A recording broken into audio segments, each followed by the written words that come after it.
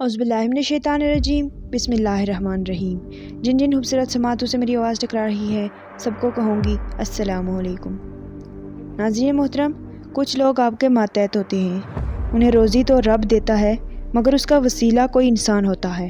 اگر آپ کسی کی روزی کا وسیلہ ہیں تو اس کی مشکلات کو سمجھنے کی کوشش کریں، کہیں ایسا نہ ہو کہ آپ کا رب آپ سے ناراض ہو جائے۔ آج کی ہماری داستان ایک شیخ کے بارے میں ہے۔ ناظرین محترم، ایک شہر میں ایک کرائے کے گھر پر ایک آدمی رہتا تھا۔ وہ کسی رئیس کی دکان پر کام کرتا تھا۔ وہ انتہائی شریف اور ایماندار تھا، اسی وجہ سے رئیس کو وہ بہت پسند تھا۔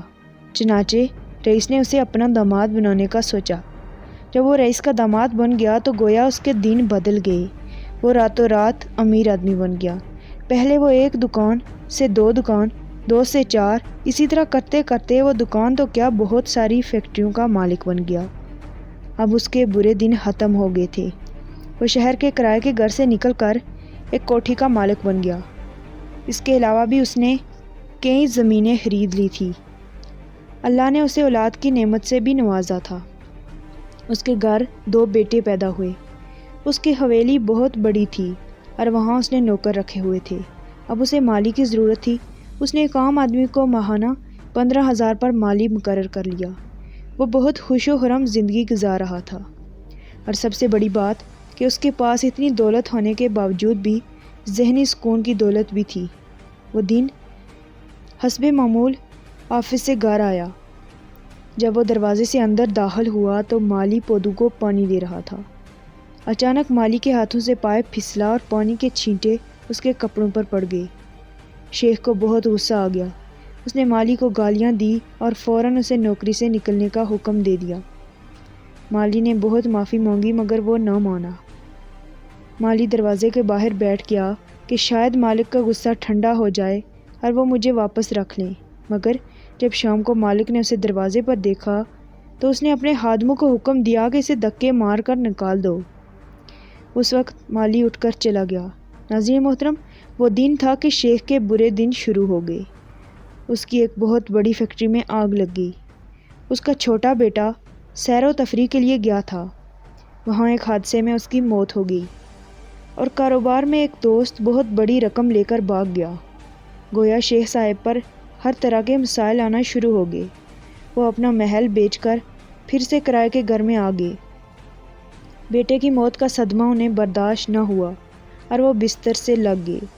ایک دن ایک دوست تعزیت کے لیے آیا تو اس نے بتایا کہ اللہ کے ایک ولی ہیں، ان کے در پہ جاؤ اور ان سے دعا لو تاکہ تمہارے برے دن ٹل جائیں۔ شیخ صاحب جب ان بزرگ کے پاس پہنچے تو انہیں اپنے مسائل بتانے لگے۔ وہ بزرگ آنکھیں بند کر کے کچھ دیر مراقبے کی حالت میں بیٹھ گئے۔ جب انہیں آنکھیں کھولی تو انہیں شیخ سے بڑا عجیب سوال کیا۔